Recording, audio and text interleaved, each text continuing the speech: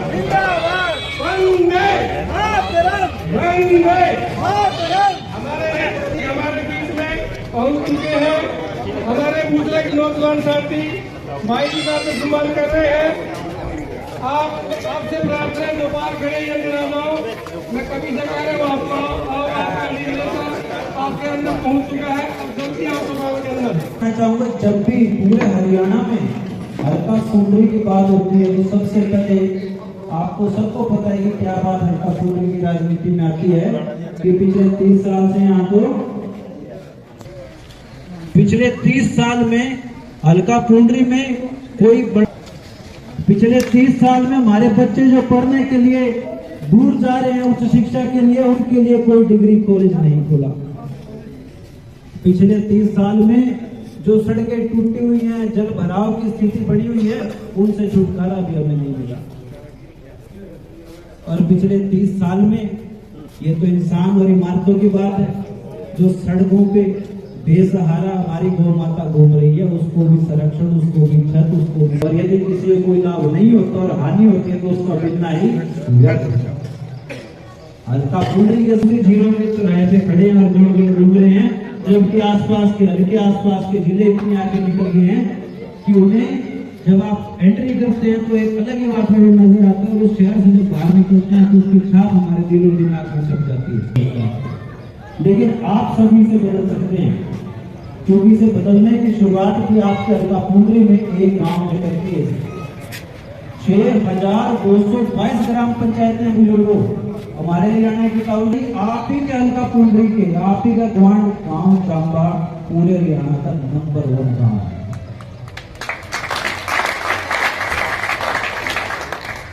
लेकिन वो भी रह जाता अगर 30 साल के इस चक्कर में वही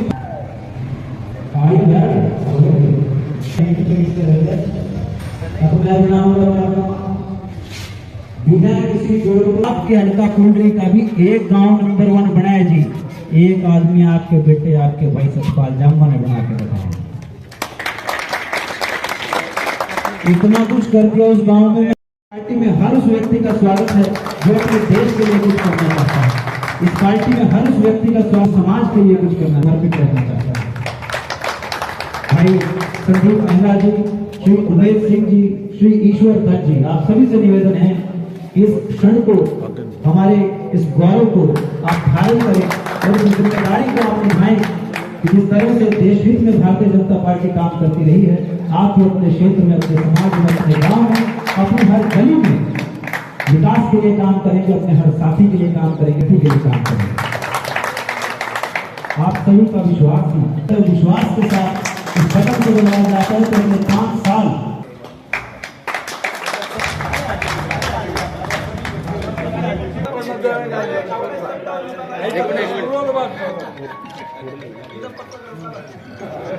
अच्छा एक बार जोरदार तालियां हो जाए ऐसा, बड़ी मेहरबानी है आप सबकी, आपकी तालियां ही हमारा सहयोग है।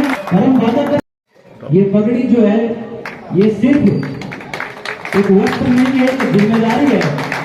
और वादा है भाई सतपाल जांबा का आप सभी से कि जिम्मेवारी को वो हर पल चोट भाई किए और वो विधिवत रूप से भाई सतपाल जांबा जी की अध्यक्षता में भारतीय जनता पार्टी में आना चाहते हैं। उनका बहुत बहुत स्वागत करते हैं।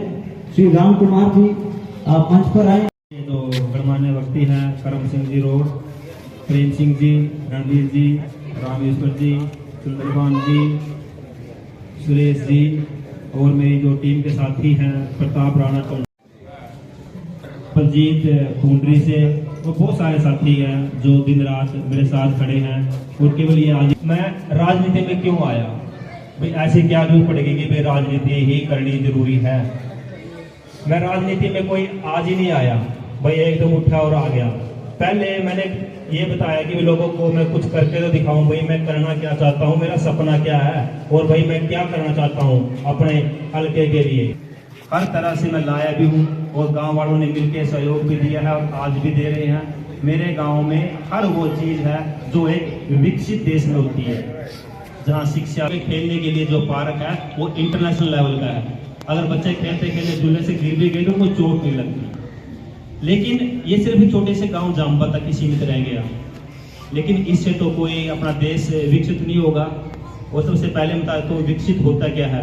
विकसित वो देश होते हैं जिसमें हर तरह की फैसिलिटी होती है, चाहे शिक्षा को लेके, रोजगार को लेके, सफाई को लेके, मतलब हर तरह की जिस देश में होती है फैसिलिटी वो होता है विकसित देश। लेकिन अपना देश विकासशील है। अब हमने अपने विकासशील देश, हम सब इसमें कैसे भागीदार बन सकते हैं? हम अपने गांव में आसपास सफाई रख के भागीदार बन सकते हैं। हम अपने बच्चों को पढ़ा के भागीदार बन सकते हैं। और आपको तो पता है कि आज हमारे प्रदेश में जो बीजेपी की जो गवर्नमेंट है उसकी वजह से आज बिना खर्ची पर्ची के बच्चे लग रहे हैं हमारे। सिर्फ बच्चों को पढ़ने की जरूरत है, नौकरी की टेंशन नहीं है। आप देखिए डीग जैसे गांव में देखिए, हर गांव में आपको मिल जाएंगे कि गरीब से गरीब बच्चे लगे हैं। ठेके होते हैं, नौकरियों की पोल नहीं लगती। बड़े बड़े चौधरी विधायकों के पीछे फिरते हैं। कोई इसलिए फिरते थे, हमने भी देखे हैं बचपन में। मेरा बाप भी फिरता था विधायक के पीछे कि भाई हमारे लड़के होंगे और अपने लड़के को लगवा दूंगा, लेकिन नहीं लगे क्योंकि मैं गरीब परिवार से था। तो मेरे बाप के पास पैसा नहीं था तो हम नहीं लगे। फिर आज देखिए गरीब से गरीब परिवार के बच्चे लग रहे हैं नौकरियों में। तो किसकी वजह से लग रहे हैं? एक ऐसी सरकार जिसकी छवि और सोच बिल्कुल क्लियर है कि भाई हर बच्चे को जो उसका हक है, अगर वो पढ़ता है उसको नौकरी मिलनी चाहिए। आज हम जिस गांव में बैठे हैं 24 घंटे लाइट है। क्या कांग्रेस सरकार में ये लाइटें थी? नहीं थी ना। हम भी बाहर बैठते थे, डिम लाइट आ गई, कभी कुछ, कभी कितना बुरा हाल था। तो क्या आप चाहोगे कि ऐसी सरकार को बदलें? आपने देखना है कि भाई अपने देश की तरफ, जो अपने देश को आगे लेके जा रहा है, जो अपने देश को विकसित की तरफ लेके जा रहा है, वो कौन सी सरकार है? वो केवल बीजेपी सरकार है। आप लोगों ने बड़ी सोच समझ के अपने स्वार्थ के लिए नहीं, अपने देश के लिए वोट ही करना है। अपने देश को आगे जो लेके जा रहा है उस सरकार को अपने वोट देना है। और अभी देखिए रिसेंटली 1,20,000 जो कच्चे कर्मचारी थे, नायब सिंह सैनी ने सबको पक्का किया। सोचिए 1,20,000 परिवारों में कितनी खुशी की लहर होगी जिसके बच्चे पक्के हो गए। और वो भी पक्के होंगे जो ऑलरेडी अभी कच्चे हैं, जो अभी लगे हैं, वो भी पक्के होंगे क्योंकि नीयत साफ है सरकार की। और जब तक ये सरकार है हमारा देश, मैं कहता हूं कि बढ़ता रहेगा, आगे बढ़ता रहेगा। जात पात धर्म रोकेगा क्योंकि हम बढ़े हुए हैं, हम जात पात में बढ़े हुए हैं। जब देखते हैं कि भाई आप देखते हैं इंसान को, भाई ये इंसान है, ये हमारी जात का है, ये उस जात का है, ये हमने बना की तरफ चल पड़ा है। और हमने आने वाली पीढ़ियों से, मैं जो मेरे भाई बैठे हैं, बुजुर्ग बैठे हैं, 1 अक्टूबर को बड़ी सोच समझ के आप लोगों ने डिसीजन लेना है कि भाई कौन सी सरकार हमारे प्रदेश के लिए सही है, कौन सी सरकार हमारे बच्चों के बारे में सोच रही है, आने वाली पीढ़ियों के बारे में सोच रही है। हमने उसको वोट देना है। और थोड़ा सा मैं पर्सनल बात करना चाहूँगा, जो हम किस समाज में रह रहे हैं। जैसे कि आप लोगों को सबको पता है कि इतनी गंदगियां हैं हमारे गांव में, इतना बुरा हाल है कि हम सफाई की तरफ कोई भी ध्यान नहीं देता। हम भी आए थे, सफाई इस गांव में करके गए हैं, कुछ लोग तो जागरूक हुए हैं, लेकिन वो सफिशिएंट नहीं है। हम सबको जागरूक होना पड़ेगा। हम अपने घर में तो सफाई कर लेते हैं, लेकिन अपने मोहल्ले में सफाई, बाहर गलियों में सफाई नहीं करते। पानी को ले लीजिए, आज हमारे जो जोड़ हैं, तालाब हैं, वो कभी खाली नहीं होते। उसके पीछे क्या कारण है? हम इतना पानी वेस्ट करते हैं, इतना चलता रहता है कि वो पानी बंद नहीं करते। और हमारे तालाब, आज जो पानी हमें जीवन देता है वही हमें बीमारियां दे रहा है, वो वही गंदगी का अंबार बन गया। तो सोचिए कि भाई हम कहाँ जा रहे हैं, हम तरक्की कर रहे हैं या पीछे जा रहे हैं। ये हमें सोचना पड़ेगा। ये गांव हमारा है, यहाँ हमने रहना है।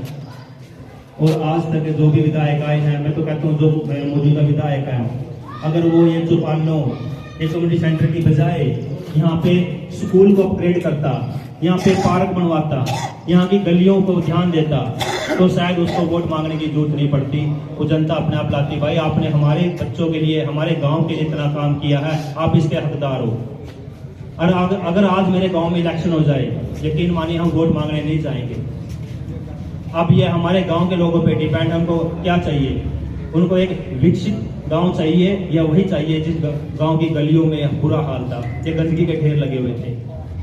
मैं आप लोगों से हाथ जोड़ के रिक्वेस्ट करूंगा कि बड़ी सोच समझ के आप लोगों ने वोट देना है, और वोट किसको देना है ये मैंने आप लोगों को अच्छे से बताया है। धन्यवाद।